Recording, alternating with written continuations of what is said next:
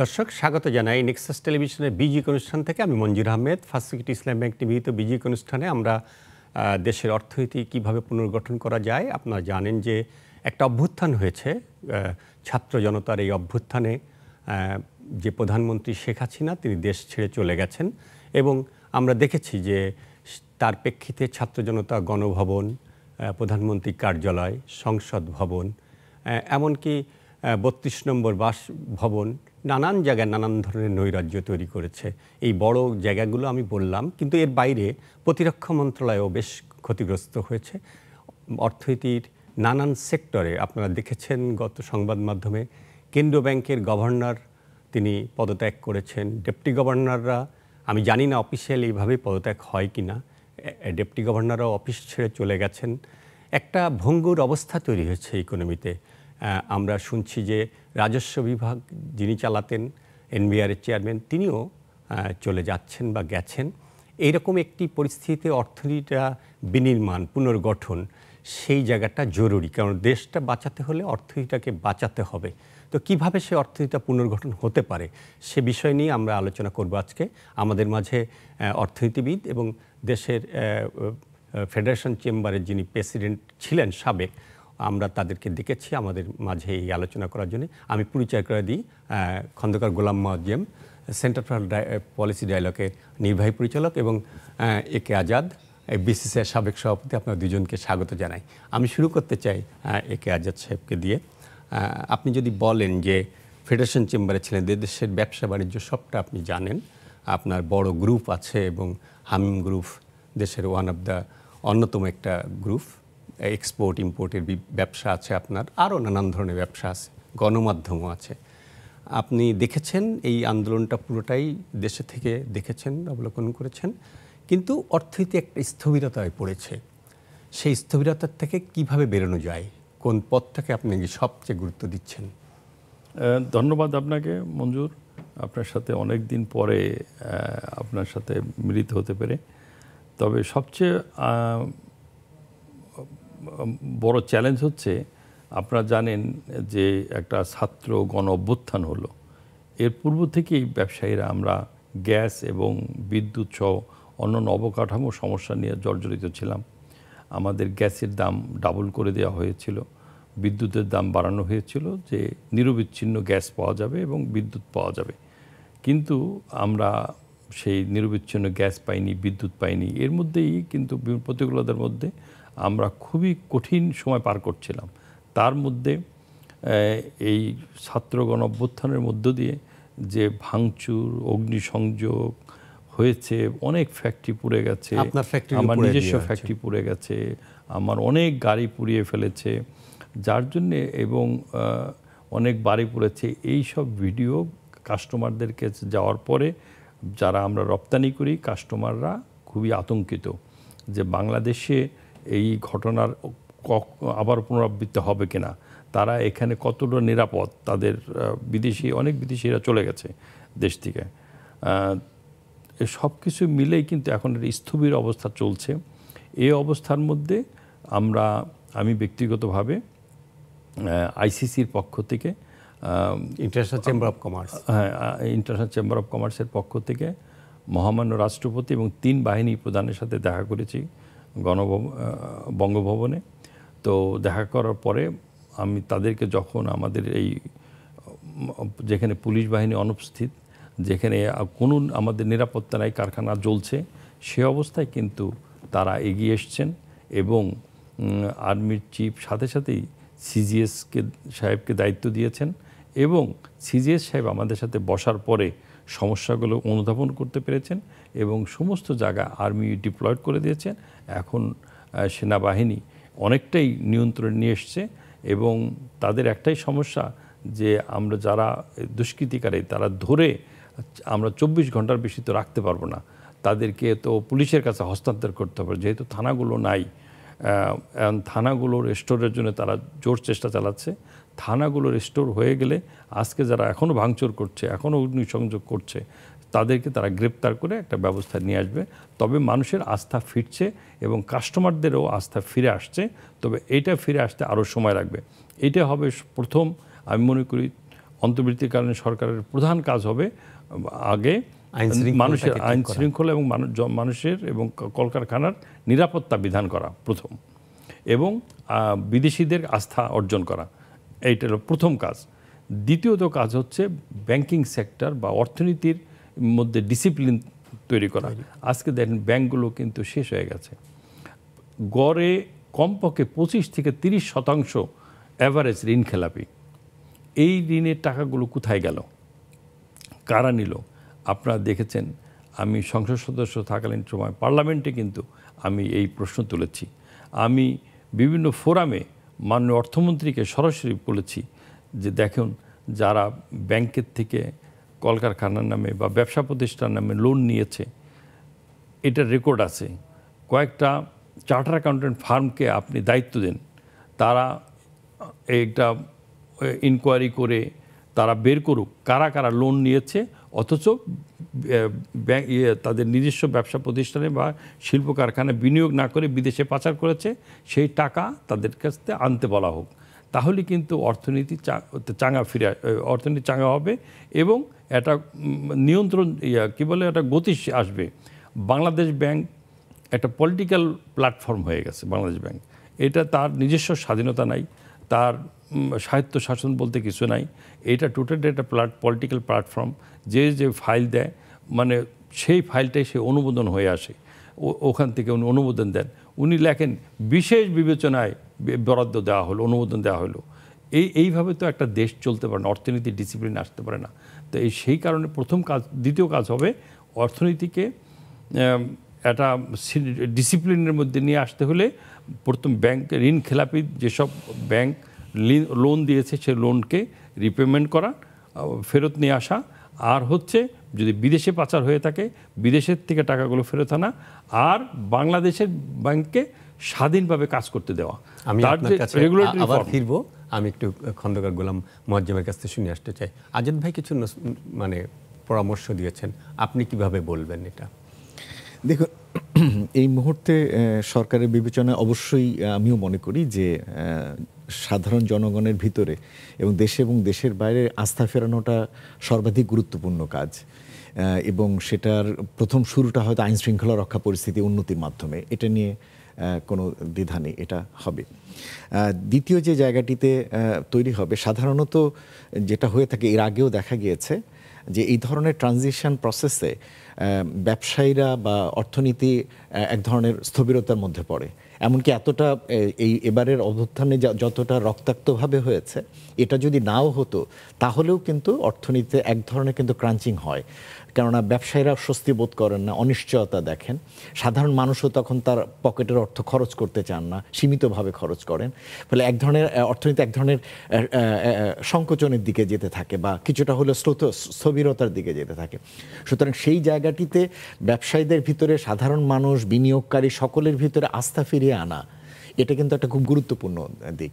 এখন এরকম একটি সময়কালে আপনি কোন প্রক্রিয়ায় সে কাজটি করবেন সেটি দেখবার বিষয়।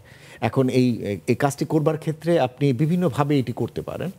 একটা হতে পারে যে হ্যাঁ, প্রচলিত যে কাঠামো আছে আমি পুরোটিতেই আমি হাত দেব, কিন্তু আমার ধারণা যে শুরুতেই হয়তো প্রচলিত কাঠামোতে সব জায়গাতে আপনি যদি হাত দিয়ে কাজ শুরু করতে যান, তাহলে আসলে আবার নতুন করে এক ধরনের বিশৃঙ্খলা তৈরি হতে পারে। কেননা একটা দীর্ঘদিনের একটা প্রক্রিয়াগত জায়গা থেকে যে জিনিসটা এসছে, হঠাৎ করে সেই জায়গাটিতে আপনি বড় পরিবর্তন আনতে গেলে সেখানে একটা ঝুঁকির বিষয় দাঁড়ায়। সুতরাং আপনাকে কাজের ক্ষেত্রে প্রথমত দুটো ভাগ করার বিষয় আছে, ইমিডিয়েটলি কি কাজগুলো করার, আর একটা হচ্ছে দীর্ঘমেয়াদী কাঠামোগত কীগুলো করার। আর একটা জিনিস আমার মনে হয় এই গভর্নমেন্টের জন্য প্রয়োজন হবে, কোন কাজগুলো তারা করবেন আর কোন কাজগুলো ভবিষ্যতে নির্বাচিত যে সরকার আসবেন তাদের জন্য তারা রেখে যাবেন। আমার কেন জানি মনে হয় যে এই সরকারের মানে ভবিষ্যতের নির্বাচিত সংসদের মাধ্যমে লিগ্যাল যে সমস্ত প্রসেস, সেগুলোতে হয়তো তাদের যাওয়াটা এই মুহূর্তে ঝুঁকি হবে এবং দীর্ঘমেয়াদী সেই জিনিসগুলো। বরঞ্চ দ্রুততর সময় যেটা হতে পারে, আইনগতভাবে যেগুলো অপারেশনাল যে সমস্ত দুর্বলতাগুলো রয়েছে সেই জায়গাগুলোর দিকে আসলে নজর দেওয়া। একটা জায়গায় আমি শুধু এই পর্যায়ে আপনাকে এটুকু রিকোয়েস্ট করতে পারি, আমার মনে হয় যে তত্ত্বাবধায়ক ইন্টারিম গভর্নমেন্ট, যেটা অন্তর্বর্তীকালীন যে সরকারটি হলো, এই সরকারে যারা অ্যাডভাইজার হিসেবে রয়েছেন তাদের ভিতরে তারা প্রত্যেকেই অভিজ্ঞতা সম্পন্ন মানুষ। বিশেষত আমরা যদি আমাদের অর্থ মন্ত্রণালয়টা দেখি বা পরিকল্পনা, সেখানে তার ডক্টর সালাউদ্দিন আহমেদ সেন্ট্রাল ব্যাংকের গভর্নর ছিলেন, অভিজ্ঞতা রয়েছে, এটা ঠিক আছে। তবে আমার কাছে এখনো আমি অনুরোধ করতে চাই যে আমার কেন জানি মনে হচ্ছে যে তত্ত্বাবধায়ক সরকারের কাঠামোটা আরও বৃদ্ধির সুযোগ রয়েছে এবং যেহেতু চিফ অ্যাডভাইজারের হাতে প্রায় 27টি মন্ত্রণালয়ের বা বিভাগের দায়িত্ব রয়েছে, সুতরাং এতগুলো তার জন্য করাটিও হয়তো চ্যালেঞ্জিং হবে। আরও 3 জন অবশ্য লিস্টে আছে, তারা হয়তো নেবেন, শপথ নেবেন। তো সেখানে হয়তো যাবার পরেও একটা বহু সংখ্যক মন্ত্রণালয়ের দায়িত্ব চিফ অ্যাডভাইজারের হাতে থাকবে। আমি কেন জানি আমার এখানে একটা অনুরোধ থাকবে যে এখানে ব্যবসায়ী প্রতিনিধিদের একজনের রিপ্রেজেন্টেশন থাকাটা জরুরি। সেখান থেকে তারা বের করে আনতে পারেন যে যাতে সকল ধরনের ব্যবসা বাংলাদেশে যেটা আছে, ক্ষুদ্র মাঝারি বৃহৎ উদ্যোক্তা, এখন অনলাইন ভিত্তিক ব্যবসা, এই যে বিভিন্ন ব্যবসা, তাদের সকলের স্বার্থের বিষয়গুলো কিন্তু দেখবার জন্য একজন ব্যবসায়ী প্রতিনিধি আমার কাছে অ্যাডভাইজার হিসেবে থাকাটা খুবই গুরুত্বপূর্ণ আমার কাছে মনে হয়। কেননা সামগ্রিকভাবে অর্থনীতি যে জায়গাটিতে দাঁড়িয়ে আছে তাতে নীতিগত জায়গাতে অর্থ মন্ত্রণালয় বা পরিকল্পনা মন্ত্রণালয় তারা নীতিগত জায়গাতে ভূমিকা রাখবে, কিন্তু অপারেশনাল যে চ্যালেঞ্জগুলো ব্যবসার ক্ষেত্রে সেটা আমার ধারণা একজন ব্যবসায়ী ভালো উপলব্ধি করবেন। সুতরাং সেই বিবেচনায় তাকে নিয়ে আসা প্রয়োজন। আজাদের কাছে শুনে আসতে চাই, আপনিও কি এরকম মনে করছেন কিনা যে একজন ব্যবসায়ী প্রতিনিধি আসলে সরকারের সাথে এই শুধু একজন ব্যবসায়ী দিয়ে যে সব সমস্যার সমাধান হবে তা আমি মনে করি না। এখানে অত্যন্ত শ্রদ্ধাভাজন ব্যক্তিত্ব যারা আসছেন তাদের প্রতি যথেষ্ট শ্রদ্ধা রয়েছে, তবে শুধু একজন ব্যবসায়ী দিয়ে যে সব কিছু, অভিজ্ঞ লোক দরকার এখানে, যেমন যারা প্রশাসন চালিয়েছেন। যেমন আমি বলি আব্দুল মুহিত চৌধুরী আগের কেয়ারটেকার গভর্নমেন্টে ছিলেন, তার ক্রেডিবিলিটি গ্যাপ নাই সমস্ত জায়গায়। আমি একটা উদাহরণ দিলাম, এইরকম ঝানু সিএসপি অফিসার বা বিসিএস অফিসার যাদের ক্রেডিবিলিটি গ্যাপ নাই, এইরকম কিছু লোককে সম্পৃক্ত করলে যারা প্রশাসন চালিয়েছেন তাদের দরকার, যারা এটাকে এগিয়ে নিয়ে যেতে পারবেন। যে কারণ তার সমস্যা যদি অর্থনীতি ব্যাপারটা একটা না, অনেকগুলো চ্যালেঞ্জ তার সামনে আসবে, অনেক সংস্কারের দরকার হবে এবং সময় সাপেক্ষ ব্যাপার। সেই জনগণের আস্থাটা ধরে রাখতে, যে এটা একটা ইমোশনাল ঘটনা, একটা ঘটনা, যে এই অভ্যুত্থানটা হয়েছে সেই অভ্যুত্থানটার রেজাল্টটা এখানে যেসব ছোট বাচ্চারা থেকে শুরু করে যারা এই শহীদ হয়েছেন তাদের বিচারটা অত্যন্ত জরুরি। মানুষ দেখতে চাইবে এবং প্রত্যেকটা মানুষ চাইবে তাদের বিচারটা জরুরি ভিত্তিতে করা হোক। এটাও একটা কিন্তু কঠিন প্রক্রিয়া এবং আমরা দাবি করেছি একটা বিশেষ আদালতের মাধ্যমে এটা করা হোক, ট্রাইব্যুনালের মাধ্যমে। এটাও একটা জরুরি কাজ।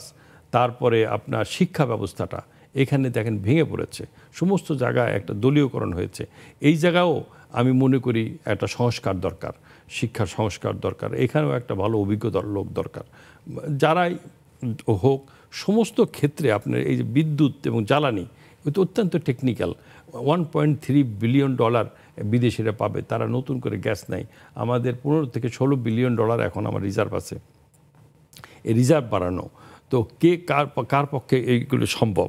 এই জন্যে এককভাবে কারো পক্ষে এটা সম্ভব না, এটা কালেকটিভ এফোর্ট লাগবে।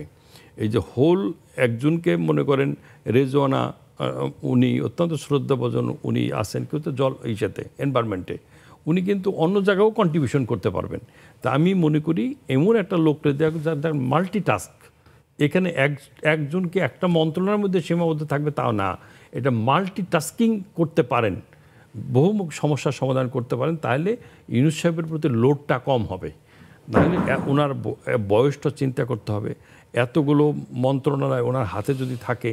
এই জন্য আমি মনে করি আরও কিছু ব্যবসায়ীদেরকেও অন্তর্ভুক্ত করা হোক এবং আরও কিছু বিশেষজ্ঞ যারা প্রশাসন চালাইতে সক্ষম এবং তারা যে কোনো ঝুঁকি মোকাবেলা করতেও সক্ষম। সামনে যে চ্যালেঞ্জগুলো সে মোকাবেলা করার জন্য তো কিন্তু তার পাশে লোক দরকার। আমরা ফিরব একটা বিরতি নিয়ে, বিশেষত চ্যালেঞ্জগুলো শুনবো। আর্থিক খাতে বা অর্থনীতিতে যে চ্যালেঞ্জগুলো আছে, আমাদের বৈদেশিক বিনিময়ে একটা বড় চ্যালেঞ্জ আছে, আমাদের রাজস্ব আদায় একটা বড় চ্যালেঞ্জ আছে, আমাদের একটা বাজেট হয়েছিল সেটার ম্যানেজমেন্টের একটা চ্যালেঞ্জ আছে। সবটা শুনবো, তবে তার আগে একটু বিরতি যেতে চাই। দর্শকের সঙ্গে থাকুন, ফিরে আসছি কিছুক্ষণ পর।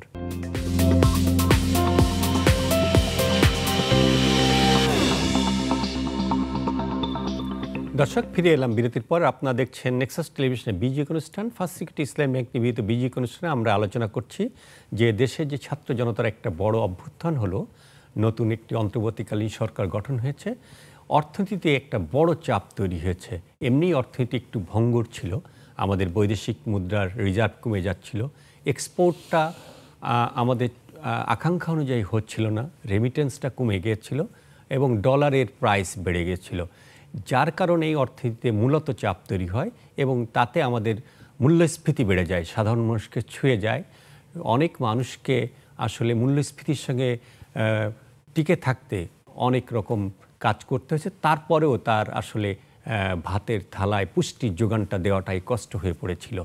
এই অবস্থা আরও একটু ভয়ঙ্কর হয়েছে, কারণ এই যে সাম্প্রতিক যে আন্দোলন, যার মধ্য দিয়ে একটি অভ্যুত্থান এবং নতুন সরকার, তার সামনে এই অর্থনীতি এখন একটা বিরাট চ্যালেঞ্জ।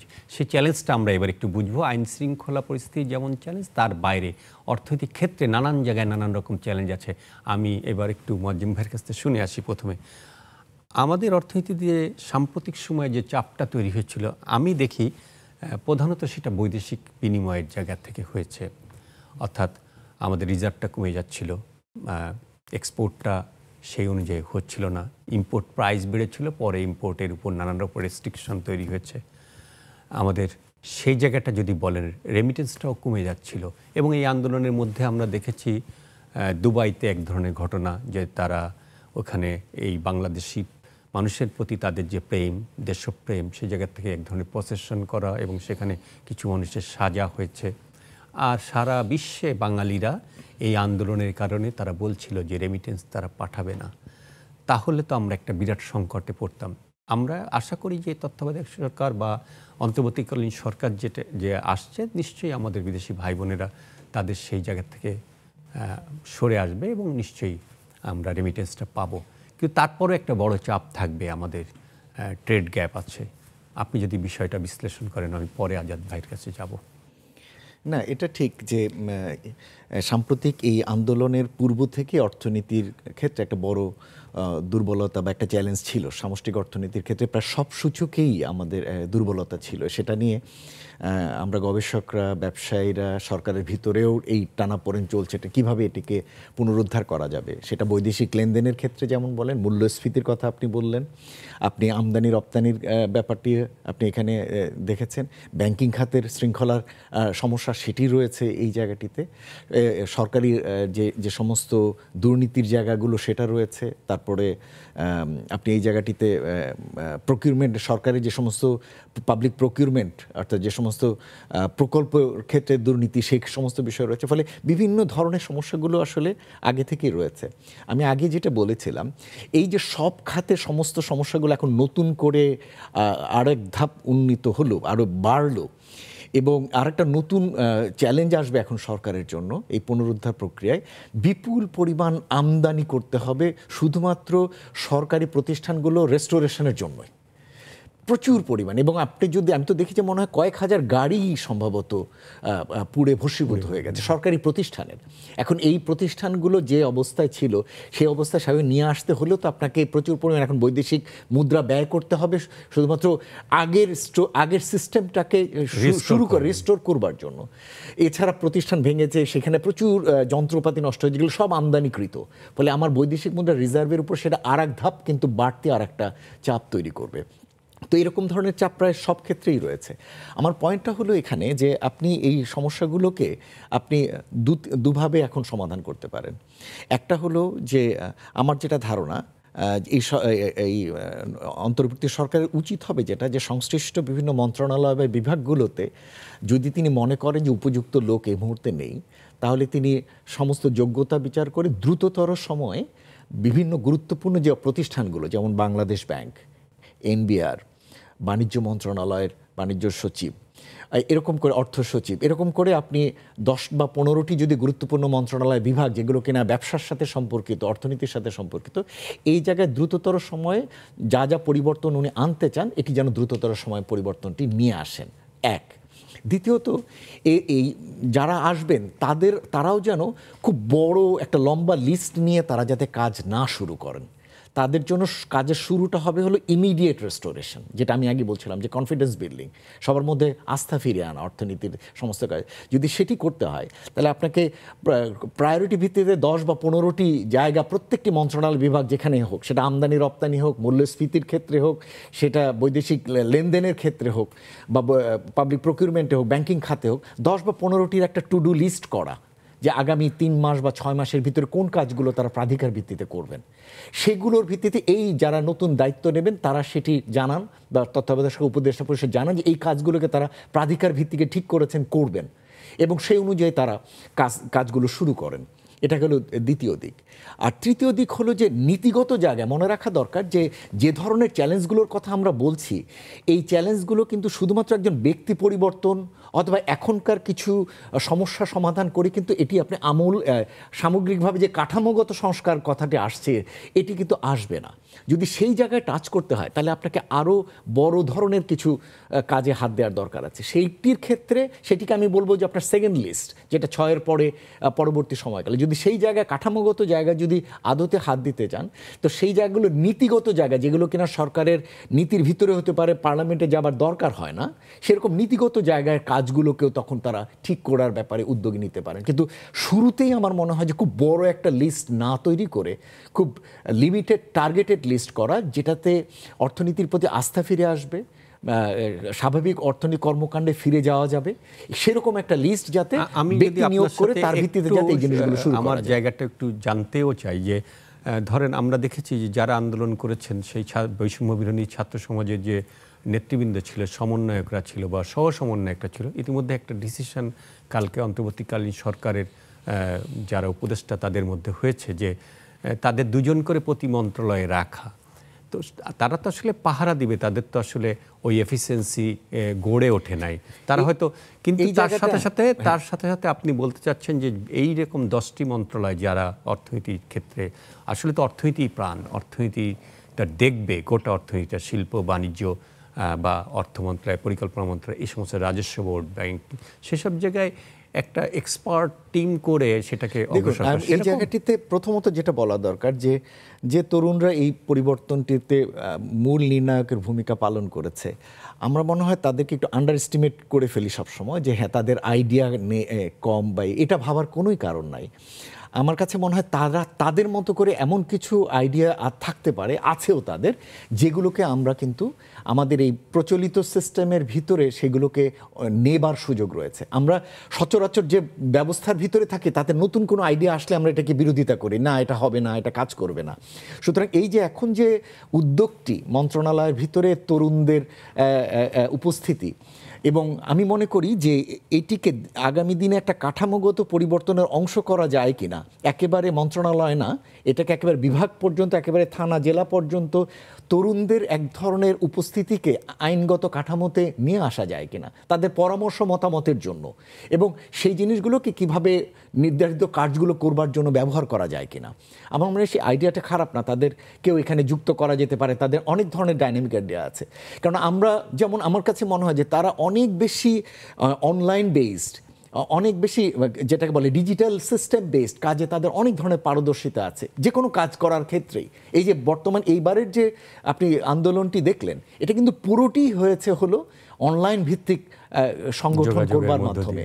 সুতরাং এত বড় একটা পরিবর্তন যদি তারা অনলাইন ভিত্তিক কার্যক্রমের মাধ্যমে করতে পারেন, আমার মনে হয় মন্ত্রণালয় বিভাগ কেন্দ্রিক বিভিন্ন ধরনের জটিলতাগুলো নিরসনের ক্ষেত্রেও তারা অনেক ধরনের উদ্ভাবনী পরামর্শ দিতে পারে। আমি আপনার কাছে আবার ফিরবো, আমি একে আজাদ সাহেবের কাছে যেতে চাই। আপনি যদি একটু বলেন যে আমাদের এক্সপোর্টটা, যেহেতু আপনি নিজেই বড় একজন এক্সপোর্টার, দেশের এক্সপোর্টটা ডেভেলপ করার জন্য মোয়াজ্জেম ভাই কিছু প্রপোজাল দিয়েছেন, তার বাইরে বা এক্সপোর্ট বিশেষত এক্সপোর্টটা আপনার জন্য আপনি যদি বলেন যে কী ধরনের স্টেপস নেওয়া উচিত অন্তর্বর্তীকালীন সরকারকে। আমি প্রথমেই বলেছি, যেটা প্রথম হচ্ছে এক্সপোর্টটা তো যেসব দেশে আমরা করি, মেইনলি আমরা ইউরোপ এবং আমেরিকাতে কয়েকটা করি, অন্যান্য দেশে অন্যান্য করি।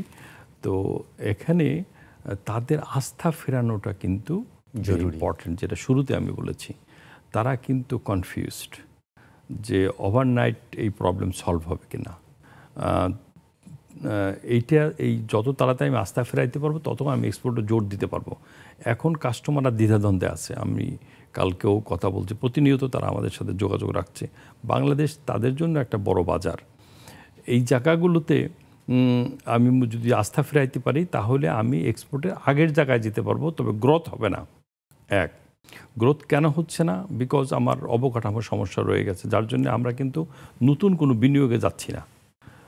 আর বিদেশি বিনিয়োগ আমরা কিন্তু এক্সপেক্ট করতে পারবো না এই সময়ের মধ্যে, কোনো এফডিআই আসবে না। আমার অভ্যন্তরীণ যে ক্যাপাসিটি আছে এটার উপরে নির্ভর করতে হবে। আর একে যদি আপনি প্রোটেকশন না দিতে পারেন তাহলে আমি কিন্তু আরও আমরা একটা বিপদের সম্মুখীন হব। অলরেডি আপনি দেখেন ব্যালেন্স অফ পেমেন্ট অনেক বেড়ে গেছে, এবং আরও এইসের মধ্যে যে গোলমাল হয়ে গেল এর মধ্যেও কিন্তু অনেক ক্ষতিগ্রস্ত আমরা হয়েছি। যেটা মজ্জিম সাহেব বলেছেন, কারখানার কথাটা উনি বলেননি, কারখানাতে করতে প্রচুর কারখানাতে জ্বলে গেছে, অনেক অফিস আদালত ভেঙে গেছে, তাদের ফাইলপত্র পড়ে গেছে। এটাকে ওই রিটার্ন করে আবার প্রোডাকশনে চলে যাওয়াটা সময় সাপেক্ষ ব্যাপার। সব কিছু মিলেই আমি মনে করি কেয়ারটেকার এই অন্তর্বর্তীকালীন সরকার এই জায়গাগুলিতে জোর দিবেন, এবং আমরা যুব সমাজ যারা এই পরিবর্তন আসছে তাদের প্রতি আমাদের অনেক অনেক ভালোবাসা শ্রদ্ধা আছে, কারণ তাদের অনেকে চেষ্টা করেছেন এই পরিবর্তনটা, কেউ পারেননি, তারা পেরেছেন। Definitely will salute them totally extra compare to other political leaders. তো সেই ডেফিনেটলি সেই এই সম্ভাবনার জায়গাগুলোকে আমি মনে করি এগিয়ে নিয়ে সম্ভব। পাশাপাশি সমস্ত যে এক্সপার্টিস যারা আছে, যেমন সিপিডি আছে, এইরকম ওই আমাদের মনসুরেলা আছে, পিআরআই আছে, সানিম আছে, তাদেরও এইরকম এক্সপার্টিসদের সাথেও আমি মনে করি গভর্নমেন্টের বসা উচিত। তারাও অনেক আইডিয়াগুলো দিতে পারবে, এবং বিদেশিদের আস্থা ফিরিয়ে আনার জন্য যেসব পদক্ষেপ নেওয়া দরকার ইউনূস সাহেব জানেন, তার সেই পার্সোনাল কন্ট্যাক্ট আছে। আমার বিশ্বাস উনি তাড়াতাড়ি আমাদের এখান থেকে বের করে আসতে পারবেন। আপনার কাছ থেকে আরও শুনবো, আমরা একটা বিরতিতে যেতে চাই, বিরতি থেকে ফিরে আবার শুনবো। দর্শকের সঙ্গে থাকুন, ফিরে আসছি কিছুক্ষণ পর।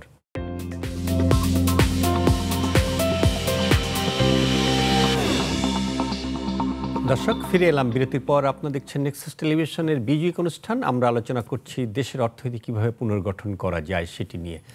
আমরা বিরতির আগে একে আজাদ সাহেবের সঙ্গে কথা বলছি। আমি মজ্জিম ভাইয়ের কাছে জানতে চাই, বৈদেশিক একটা লেনদেনের আলোচনাটা আমরা কিছুটা করলাম, যদিও অনেক বড় আলোচনা, এই আলোচনা অল্প সময় করা সম্ভব না, দিনব্যাপী করলেও আসলে হবে কিনা, অনেকগুলো জায়গায় অনেক রকম সমস্যা হয়ে আছে। আমরা যদি আমাদের আভ্যন্তরীণ অর্থ যোগান এবং অর্থ ব্যয় এই দুইটাকে দেখতে চাই, অর্থাৎ আমরা জনগণের কাছ থেকে যে করটা আদায় করি সে ব্যবস্থাটা এই পরিস্থিতির কারণে আরও ভেঙে পড়েছে, এবং মানুষ ব্যবসায়ীদের কাছ থেকে কতটুকু কর আদায় করা যাবে, বা যে ব্যক্তি শ্রেণীর করদাতা তারা বা কতটুকু দিতে পারবে সেই জায়গাটা যেমন আছে, কিন্তু সরকারের একটা বাজেট ছিল বিগত সরকারের, সেটার কি দাঁড়াবে সেই জায়গাটা যদি আপনি একটু বিশ্লেষণ করে আজাদ সাহেবের কাছে আসবো। শুরুতে আপনি যদি বলেন। সাধারণত একটা অর্থ বছরের বাজেটের ক্ষেত্রে আমরা দেখি যে 9 মাসের সময়কালে গিয়ে এটা এক ধরনের রিভিশন হয় এবং রিভাইজড একটা বাজেট আসে। তো সেই হিসাবে এই অর্থ বছরের এখন গিয়েছে হলো 2 মাসের মতো গিয়েছে, জুলাই এবং আগস্টও যায়নি, আসলে 1.5 মাসের মতো গিয়েছে। তো এই ধরনের একটা জায়গার ক্ষেত্রে আমার মনে হয় যে পুরো বাজেট কাঠামোর ক্ষেত্রে এক্ষুনি খুব বড় রকমের সিদ্ধান্ত নেওয়ার চেয়ে বরঞ্চ যেটি হবে যে প্রথমত হলো মন্ত্রণালয়ের খাতভিত্তিক চাহিদাগুলো যদি আগে জেনে নেওয়া যায়, কার কী ধরনের বাড়তি অর্থর প্রয়োজন হবে। যেটি বলছিলাম যে অবকাঠামো, মন্ত্রণালয়গুলোর অবকাঠামো অথবা খাতভিত্তিক যে এখন বিভিন্ন খাত কিন্তু সাহায্য সহযোগিতা চাচ্ছিলেন এর আগে যখন এই কোটা বিরোধী আন্দোলনের সময়কালে যখন হচ্ছিল তখনও বিভিন্ন খাতের জন্য সাহায্য সহযোগিতার ডিম্যান্ড ছিল, এবং এখন যে ধরনের অর্থনৈতিক স্রোতগতি যাচ্ছে তাতেও কিন্তু এক ধরনের সাহায্য সহযোগিতার প্রয়োজন পড়বে। তো যেটা ইমিডিয়েটলি হয়তো দরকার হবে প্রত্যেকটি মন্ত্রণালয় বিভাগের তার কী ধরনের বাড়তি ব্যয়ের প্রয়োজন হবে এই রেস্টোরেশনের জন্য, সেই হিসেবটি যদি দ্রুততর সময়ে এই মন্ত্রণালয়গুলো যদি করে ফেলতে পারেন, এবং সেই ভিত্তিতে মন্ত্রণালয়ের হয়তো বাজেটের রিভিশনের দরকার হয়, মন্ত্রণালয় ভিত্তিক যে বাজেট রিভিশন সেটি হয়তো দরকার পড়বে। তো সেটির একটা বড় কাজ এই বাজেট রিভিশন করে সেটাকে সামগ্রিকভাবে বাজেট কাঠামোর ভিতরে সেটিকে দেখা। কিন্তু আমার যেটি মনে হয় যে ইমিডিয়েট কাজ যদি বলেন সেটা হলো যে বাজেটটি রয়েছে সেই বাজেট কাঠামোর ভিতরেই আগে হিসেব করে দেখা যে বাড়তি কী ধরনের রাজস্বেতে কী ধরনের পরিবর্তন লাগবে সেটাই দেখা। আবার অন্যদিকে এটাও ঠিক যে উন্নয়ন বাজেটও এই গত 2 মাসের কারণে তেমন কোনো কাজ আগায়নি, ফলে সরকারের অর্থেও হয়তো সেখান থেকে এখানে দেবার সুযোগ রয়েছে। ফলে যে পর্যায়ে রয়েছে তাতে আমার মনে হচ্ছে যে সরকার সম্ভবত 9 মাস পর্যন্ত অপেক্ষা করতে পারবেন না। সরকারকে হয়তো মধ্যবর্তী একটা সময়কালেই, এবং সেটা আমি যদি চিন্তা করি আগামী নভেম্বর, এখন সেপ্টেম্বর অক্টোবর 2 মাস দিয়ে যদি চিন্তা করি, মধ্যবর্তী একটা সময়কালে এই বছরেরই 2025 অর্থ বছরেরই বাজেটের একটা রিভিশন মনে হয় প্রয়োজন হবে, সেটি মনে হচ্ছে। এবং সেটি হলে আমার ধারণা যে ইমিডিয়েট যে কাজগুলো সেটি আমি যদি দেখি সরকার যে ব্যয়ের পরিকল্পনা করেছিল সেইটা তো সে আয় করতে পারবে না। যে বাজেট টার্গেট একটা, সরকার যে ব্যাংকিং সেক্টর থেকে কিংবা বৈদেশ থেকে যে লোনটা নিতে চাইছে সেটা সে পারবে না। আজাদ ভাই পরিষ্কার করে বলেছেন যে বিদেশিরা এখনই কোনো কিছু এফডিআই বা এগুলো এখনই হয়তো আমরা আইএমএফের কাছে বা ওয়ার্ল্ড ব্যাংকের কাছে হয়তো আমরা কিছু সাহায্য পেতে পারি, কিন্তু আমাদের ব্যাংকিং সেক্টরের সেই চেহারাটা এই যে বাজেট করা হয়েছিল, ফলে সেইগুলো ভালো বলেছেন। আমার ইনফ্যাক্ট এক্ষেত্রে যেটা গুরুত্বপূর্ণ হয়ে দাঁড়াবে সেটা হলো যে এই অর্থ বছরটা হয়তো আমাদের বাজেটের সামগ্রিক কাঠামোতেই যেটা দাঁড়াবে যে রেস্টোরেশন অফ দ্য ইকোনমি, এই কাঠামোতে হয়তো আমাকে হোল বাজেটটাকে নতুন করে সাজানো দরকার হবে। এবং ঠিকই বলেছেন যে রাজস্ব আদায়ের ক্ষেত্রে এক ধরনের সীমিতি থাকবে, এডিপি বাস্তবায়নের ক্ষেত্রে সেখানে নতুন করে এখন প্রাধিকারের ক্ষেত্রেও পরিবর্তন আসবে, সেটাও বড় প্রকল্প ছোট প্রকল্প সেখানে এক ধরনের বিষয় আসবে। এবং এগুলো বাস্তবায়নের ক্ষেত্রে যে সমস্ত বৈদেশিক ঋণের কমিটমেন্ট ছিল সেগুলোর ফ্লো আমার ধারণা এখন স্লো হয়ে যাবে অথবা আসবে না, বা নতুন ঋণ প্রাপ্তির ক্ষেত্রে এক ধরনের চ্যালেঞ্জ দেখা যাবে। আমার মনে হয় সব কিছু বিবেচনায় নিয়ে যেটা হতে পারে এই অর্থ বছরটি, আমার মনে হয় যে সামগ্রিকভাবে ইকোনমিক রেস্টোরেশন এই কাঠামোতে নিয়ে মন্ত্রণালয় এবং বিভাগ ভিত্তিক এবং as well as overall revenue এবং বাজেটের কাঠামোগুলোর ক্ষেত্রে কিছু পরিবর্তিত কাঠামো বিবেচনায় করে ঠিক করা দরকার। ঠিক এই রিস্টোর করতে হবে, আমি যদি আপনার সাথে একমত হয়ে বলি, কিন্তু ব্যবসাটা চালাতে দিতে হবে।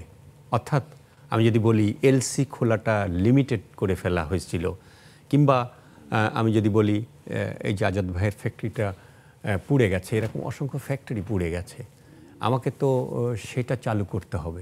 সেটারও একটা, বা এর আগেই আমরা দেখছি গার্মেন্টস সেক্টর থেকে বলা হয়েছে তাদেরকে একটা 2% ইন্টারেস্টে একটা লোন দিতে হবে, যাতে শ্রমিকের, তারা তো ক্ষতিগ্রস্ত, শ্রমিকের মজুরিটা পরিশোধ। দেখুন, এক্ষেত্রে একটা জিনিস মাথায় রাখা দরকার, সরকারকে এই মুহূর্তে, মানে যেটা আগেও এই সমালোচনা আমরা করেছি, যে সরকার কখনোই আমরা দেখেছি যে ব্যয়ের হিসেবগুলো আয়ের সাথে মিলিয়ে করেন না, এটা একটা বড় সমস্যা। কিন্তু অন্তত এই সময়কালে নতুন এই অন্তর্বর্তী সরকারের কাছে এটা অন্তত আমাদের প্রত্যাশা থাকবে, সে তার আয়ের পরিস্থিতি বিবেচনা করে নিয়েই যাতে ব্যয়ের হিসেবটিকে নিয়ে আসেন। সেখানে একটা বড় চ্যালেঞ্জ হবে যে আপনি আবার, যেহেতু এই মুহূর্তে আমাদের রিজার্ভ খুব সীমিত পর্যায়ে রয়েছে, ইনফ্যাক্ট প্রকৃত রিজার্ভ যে আসলে কত ব্যবহারযোগ্য সেটাও আসলে জানার প্রয়োজন রয়েছে, ব্যবসায়ীদেরও আসলে জানা দরকার রয়েছে। তাহলে বুঝতে পারবেন যে আসলে কতটুকু এলসি খুলতে দেবার সামর্থ্য আসলে ব্যাংকগুলোর আছে, অথবা কেন্দ্রীয় ব্যাংক কতটুকু রিজার্ভ ফ্লোর ক্ষেত্রে মানি সাপ্লাই দিতে পারবে সেই সামর্থ্যটাও আছে। সুতরাং পুরো জায়গাটা হয়তো ওপেন করবার ক্ষেত্রে এখনও আমার মনে হয় যে আমাদের প্রত্যাশা তাই, যাতে হ্যাঁ সকল ব্যবসায়ীরা যাতে খুলতে পারে। কিন্তু আমার কেন জানি মনে হয় যে হ্যাঁ এলসি ওপেনিংয়ের ক্ষেত্রে বা সেটেলমেন্টের ক্ষেত্রে আমাকে ওই আগে যে প্রাধিকারগুলো, রপ্তানিমুখী খাত, জরুরি খাদ্য আমদানি, এখন যেমন রেস্টোরেশনের জন্য যে সমস্ত আমদানি, এগুলোকে প্রাধিকার দিতে গেলে ওই অনেক ধরনের আমদানিকে এখনো হয়তো কিছুটা আটকে রাখার দরকার হবে। আমি আজাদ ভাইয়ের কাছে যেতে চাই, যে আলোচনাগুলো মোয়াজ্জেম ভাই করলো, বা আপনি যদি বলেন যে এই আলোচনার প্রেক্ষিতে আসলে কতগুলো গুরুত্বপূর্ণ খাতকে চিহ্নিত করা দরকার, আপনি কিভাবে দেখছেন এগুলো, যে কোথায় কোথায় গুরুত্ব দিয়ে সরকারকে আসলে প্রথম হলো রপ্তানিমুখী পোশাক শিল্পকে বা পোশাক শিল্প সহ যত ধরনের রপ্তানি পণ্য আছে, লেদার, জুট গুডস, তারপরে আপনার এর বাইরেও যারা আছে শাকসবজি, প্লাস্টিক, সেরামিক, লাইট ইঞ্জিনিয়ারিং, যেগুলো আছে, যত এক্সপোর্ট আছে, এক্সপোর্টের উপরে যাতে আমাদের কোনো রকম ব্যাঘাত না হয়, যাতে ফরেন কারেন্সি আমাদের আসতে পারে, এই জায়গায় জোর দিতে পারে। পাশাপাশি যারা বিদেশিতে বা আমার ভাই বোনেরা বিদেশে চাকরি করেন তাদের টাকাটা যাতে প্রপার চ্যানেলে আসে, ব্যাংকিং চ্যানেলে আসে, এই জায়গাগুলোতে আমাদের ঠিক তবে যাতে আমার রিজার্ভটা ঠিক থাকে। যদি রিজার্ভ কমে যায় তাহলে কিন্তু বিদেশ অনেকগুলো প্রতিকূলতা দেখা দেবে। পেমেন্টগুলো যদি আমি ঠিক মতো টাইমলি না করতে পারি তাহলে কিন্তু আমার কমোডিটি আমি ইম্পোর্ট করতে পারবো না। আর যদি কমোডিটি ইম্পোর্ট করতে সে খাদ্য সংকট দেখা দেবে। খাদ্য সংকট দেখা দিলে গভর্নমেন্ট একটা ক্রাইসিসের মধ্যে পড়বে। সেই জায়গাগুলো আমাদেরকে জোর দিতে হবে। পাশাপাশি রেভিনিউ কালেকশনে এনবিআরকে খুব একটা ডিস্টার্ব না করে মিনিমাম চেঞ্জ করে যাতে করে রেভিনিউর যে আমার টার্গেট করা হয়েছে সেই রেভিনিউ টার্গেটটা যাতে আমি অ্যাচিভ করতে পারি বা তার চেয়ে বেশি করতে পারি, এই জায়গাকে আমার জোর দিতে হবে যাতে করে আমার কোনো মতে ব্যাংকিং খাত থেকে লোন না নিতে হয়। সরকার যে ব্যাংক এই বাজেটে যেটা লোন নেওয়ার টার্গেট করে 1,25,000 কোটি টাকার মতন টার্গেট ছিল, আমি মনে করি সেই জায়গায় যাওয়া যাবে না। এমনি ব্যাংকিং খাত ভঙ্গুর, যদি প্রাইভেট সেক্টর ব্যাংকিং খাত থেকে লোন না পায় তাহলে কিন্তু এক্সপোর্টে এবং আভ্যন্তরীণ মার্কেটেও কিন্তু সংকট দেখা দিবে। সেই জায়গাগুলো এখন থেকে তাদেরকে চিন্তা করতে হবে। আমার বিশ্বাস সালাউদ্দিন সাহেব ইজ ভেরি, আমরা তো অনেক টকশো করেছি একসাথে, দেখছি তার ডেপথ আছে, অভিজ্ঞতা আছে, তিনি এটা পারবেন যাতে, এবং উনি আমি মনে করি বিভিন্ন স্টেক হোল্ডারদের সাথে তারও উচিত সহজায় বসা। স্টেক হোল্ডার পাশাপাশি বিভিন্ন থিঙ্ক ট্যাঙ্ক আছেন, তাদের সাথে বসে কিভাবে করা উচিত, মানে একটা ব্রেনের চেয়ে একাধিক ব্রেন অবশ্যই বেটার। আমি মনে করি আমি সব কিছু বুঝি অন্য লোকের কাছ থেকে নেব না, এইটা ঠিক হবে না। আমি মনে করি সবার সাথে মতামতের ভিত্তিতে তাদেরকে এই অন্তর্বর্তী সরকারের আগানো উচিত।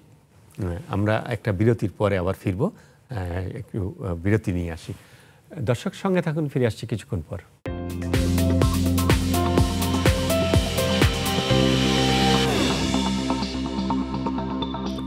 দর্শক ফিরে এলাম বিরতির পর। আপনারা দেখছেন ফার্স্ট সিকিউরিটি ইসলামী ব্যাংক নিবেদিত বিজয়িক অনুষ্ঠান। আমরা আলোচনা করছি যে অভ্যুত্থান, গণ অভ্যুত্থান হয়ে গেছে, ছাত্র জনতার অভ্যুত্থান এবং অন্তর্বর্তীকালীন সরকার গঠন হয়েছে, তার পরবর্তীতে অর্থনীতিতে যে ভঙ্গুর অবস্থা তৈরি হয়েছে সেটা কিভাবে পুনর্গঠন বা বিনির্মাণ করা যায় সেটি নিয়ে আমরা বিরতির আগে আমরা একটা অংশ আলোচনা করলাম। আরেকটি বড় সমস্যা আমার কাছে মনে হয় তথ্য উপাত্তর ক্ষেত্রে অনেক দিন ধরে আপনারা বলছিলেন, ইকোনমিস্টরা বলছিলেন, ব্যবসায়ীরা বলছিলেন, সেখানে একটি বড় সমস্যা। আমরা যদি সঠিক তথ্য না পাই যে আসলে সেন্ট্রাল ব্যাংকের রিজার্ভটা কতটুকু আছে, আমার এনবিআরের রাজস্ব আসলে ব্যবস্থাপনায় আমার কতটুকু রেস্ট অফ অ্যামাউন্ট থাকবে যেটা দিয়ে আমি উন্নয়ন কাজ করতে পারবো, আমরা যদি তথ্য না পাই যে আসলে আমাদের খাদ্যশস্য আসলে কত দরকার দেশে, কোন ধরনের খাদ্যশস্য, আমরা দেখি যে বরাবরই এই সব হিসাব নিয়ে এলসি খোলার ক্ষেত্রে সমস্যা তৈরি হয়।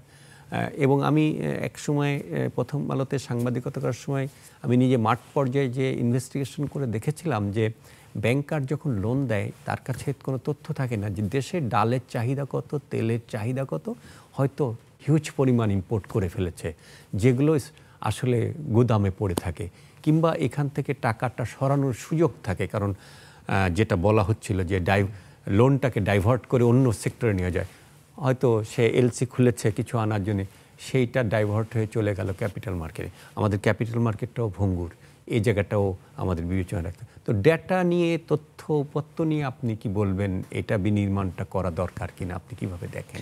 এই মুহূর্তে আমি দুটো ভাগ করে বলি। এই মুহূর্তে সরকারের সঙ্গে আইএমএফের একটি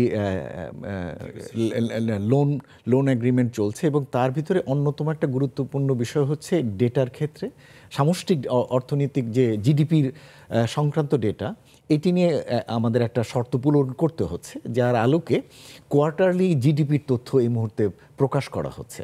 সুতরাং সেখান থেকে আমরা বুঝতে পারছি যে কী ধরনের ডাটার ক্ষেত্রে আগে কী ধরনের অ্যানোমেলি বা দুর্বলতা রয়েছে। সুতরাং সেই আলোকে এই বিষয়টা গুরুত্বপূর্ণ, যে ডাটার ক্ষেত্রে গুরুত্বপূর্ণ। তবে সাম্প্রতিক যে এক্সপোর্টের ডাটা সংক্রান্ত বিষয়গুলো থেকে যে জটিলতা তৈরি হয়েছিল, সেই জায়গাটিতে আমার কিছুটা ভিন্ন মত রয়েছে। ভিন্ন মত হচ্ছে যে এখানে আমাদের দেখার বিষয় হচ্ছে যে ডেটাগুলো বিভিন্ন উৎস থেকে নেওয়া হয়। একটা হচ্ছে শিপমেন্টের সময়ের ডেটা এবং আরেকটা হচ্ছে রিয়ালাইজেশনের ডেটা, দুই সময়ের ডেটা। এবং এই দুটোর ভিতরে ডিসক্রিপেন্সি বা পার্থক্যের জন্য আমরা বলছি যে রপ্তানি হয়নি, আসলে কথাটি ঠিক না। রপ্তানি আসলে হয়েছে, কিন্তু এর ভিতরে বিভিন্ন ধরনের দুর্বলতা থাকে, যেমন আমার ডাবল কাউন্টিংয়ের সমস্যা রয়েছে, যেগুলো কিছু দুর্বলতা রয়েছে, যেমন আমার অনেক সময় স্টক লট হয়ে যায়, সেটার টাকা আমি তখন পাওয়া যায় না, সেই ধরনের সমস্যা রয়েছে। কিন্তু তারপরেও আমাদের হিসেব মতে প্রায় 10 থেকে 12% একটা হিসেব মেলে না, যেটা আসলে ফেরে না দেশে। সুতরাং সেই ধরনের সমস্যাগুলো রয়েছে। সুতরাং ডেটা সংক্রান্ত জায়গায় আমি আরেকটা জিনিসকেও গুরুত্ব দিতে চাই, সেটা হচ্ছে যে হয়তো সরকারের সাথে এই সমস্ত প্রতিষ্ঠানগুলো যারা এই ডাটা সংরক্ষণ করে তাদের এক ধরনের মানে পলিটিসাইজ করা, সরকারকে মানে এক্সপোর্টটাকে বেশি করে দেখানো বা ইনফ্লেশনটাকে কম করে দেখানোর একটা প্রবণতা থাকে, সেই জায়গায় একটা কিছু করা উচিত কিনা। আমি ওইভাবে বলবো না, আমি বরঞ্চ বলবো যে এই হোল ডাটা ম্যানেজমেন্টের একটা বড় চ্যালেঞ্জ হচ্ছে এটা আসলে ইন্টিগ্রেটেড সিস্টেমে নেই। আমাদের হোল যত, যেমন এলসির সাথে এলসি টু এলসি ওপেনিং এবং সাথে সেটেলমেন্ট মিলিয়ে দেখা, এবং ডাটা আমি যখন আমি রিসিভ করছি, এক্সপোর্ট রিসিভ করছি, সেটির সাথে মিলিয়ে দেখা, এই যে সিস্টেমটা, এটা অনেক সময় ঠিকমতো সক্রিয়ভাবে কাজ করে না। এটা হলো একটা দিক। আর একটা দিক হলো আমার ফাইন্যান্সিয়াল ট্রানজ্যাকশানে ইন্টিগ্রেশন নেই বাংলাদেশে। যত ধরনের ফাইন্যান্সিয়াল ট্রানজ্যাকশন, ব্যাংকের সাথে আমার ক্যাপিটাল মার্কেটের সাথে আমার ল্যান্ড মার্কেটের সাথে ফরেন এক্সচেঞ্জ রিলেশনসের যে এক্সপোর্ট মার্কেট, এই যে বিভিন্ন ধরনের ডেটার যে ডিসক্রিটলি এগুলো হয়, এগুলোর ভিতরে একটা ইন্টিগ্রেশন দরকার। আমি আগে মনে আপনার এখানে বলেছিলাম একবার, আমাদের ফাইন্যান্সিয়াল এই ট্রানজ্যাকশানের ইন্টিগ্রেশন দরকার। হলে হবে কি, এই ট্রানজ্যাকশানের ইন্টিগ্রেশনগুলো আপনার এই ডেটার অ্যানোমেলিকে অনেক কমিয়ে দিতে ভূমিকা রাখবে। আজকে আর আপনার কাছে শুনবো না, একে আজাদ সাহেবের কাছ থেকে শুনে আমি আসছি। আপনি একটা সেন্টেন্স বলতে চাই। আমি শুধু গভর্নমেন্টের প্রাধিকারের ভিতরে যদি বলেন যে হ্যাঁ এটা নিয়ে কাজ করা দরকার, আমি মনে করি যে এই মুহূর্তে এটি নিয়ে খুব বড় সময় ব্যয় করার চেয়ে অনেক গুরুত্বপূর্ণ হলো অর্থনীতিতে রেস্টোরেশনের জায়গাটিকে বেশি গুরুত্ব দেওয়া। আজাদ ভাই, আপনি যদি বলেন যে কি পয়েন্টে, মানে এই ডাটা সংক্রান্ত, বা আমরা যদি না জানি যে চেহারাটা কি, তাহলে কোনো স্টেপস নেওয়া যাবে না। আমার মনে হয় অলরেডি এটা নিয়ে কাজ হচ্ছে, যে এটা সবসময় আমরা কিন্তু এক্সাজারেট করেছি। রপ্তানি আমাদের সাথে ইপিবির কখনো মিল ছিল না, বাংলাদেশ ব্যাংক ইপিবির উপরে ডিপেন্ড করতো। এই জায়গাগুলোকে আমাদের অনেক ক্ষতি করেছে, যার উপরে বিশেষ করে এক্সাজারেট বাজেট করা হতো। আমার মনে হয় যেটা মজ্জেম ভাই শুরুতেই বলেছে, যে আমাদের পুরা জিনিসটা অ্যানালাইসিস করে আবার নতুন করে একটা বাজেট অ্যালোকেট করতে হবে। উন্নয়ন বাজেট তো মানে এই বছর আমি মনে করি উন্নয়ন বাজেটের চেয়ে সবচেয়ে বড় হলো যে আমার এটাকে স্লো করে দিয়ে, যেটা একেবারে 90% কাজ শেষ হয়েছে, শুধু ওই কাজটুকু শেষ করা, আর নতুন কোনো প্রজেক্টে হাত দেওয়া, সমস্ত নতুন প্রজেক্ট অ্যাবান্ডন করে দেওয়া, সাসপেন্ড করে দেওয়া। আর মূল আমার এখন দিতে হবে গভর্নমেন্ট ওন এন্টারপ্রাইজ যেসবগুলো আছে, সরকার ভর্তুকি দিতে হচ্ছে, সেই জায়গায় যে ভর্তুকি না দিতে হয়, যেটা ভর্তুকি দিতে হয় সেটাকে বন্ধ করে দেওয়া। একজন মন্ত্রী বলতেছিলেন যে বন্ধ ইন্ডাস্ট্রিতে আমাকে দিতে হচ্ছে, সাবসিডি ওভারটাইম দিতে হয়। তো এই যে এই ক্ষতগুলো বন্ধ করতে পারে। সোনালী ব্যাংক, রূপালী ব্যাংক, এই ব্যাংকিং গেলে আমি কেন দিব, এদেরকে আমি সাবসিডিতে টিকায় রাখবো কেন? তাদেরকে উল্টা আমার মনে করি টাকাদের দ্রুতভাবে টার্গেট দিতে হবে। তুমি টাকা যাদের লোন দিয়েছো, লোন রিপেমেন্ট করার ব্যবস্থা করো, না হলে তাদের কঠিন ব্যবস্থা করতে হবে। এই কারণে দ্রুত একটা ব্যাংকিং কমিশন দরকার, যেটা আমরা দীর্ঘদিন বলেছি। একটা ব্যাংকিং কমিশন করলে দ্রুত সময়ের মধ্যে আমরা একটা রিফর্ম করতে পারবো। এই যা আমি মনে করি ব্যাংকিং সেক্টরে, অর্থনীতিতে একটা ডিসিপ্লিন ফিরে আসবে। আপনাদের দুজনকে, বিশেষ করে একে আজাদ ভাই, আপনি প্রথমবারের মতো আমাদের স্টুডিওতে সময় দিচ্ছেন, ধন্যবাদ যাই। মুয়াজ্জেম ভাই আগেও এসছেন, আপনাকেও ধন্যবাদ যাই। দর্শক, যেমনটি বলছিলেন আমাদের বিজ্ঞ আলোচকরা, যে আমাদের অর্থনীতিতে যে একটা নতুন করে চাপ তৈরি হয়েছে, যেটি চাপ ছিলই আগে থেকে, নানান ধরনের চাপের মধ্যে অর্থনীতি ছিল, একটা বড় চ্যালেঞ্জ আবার যুক্ত হলো।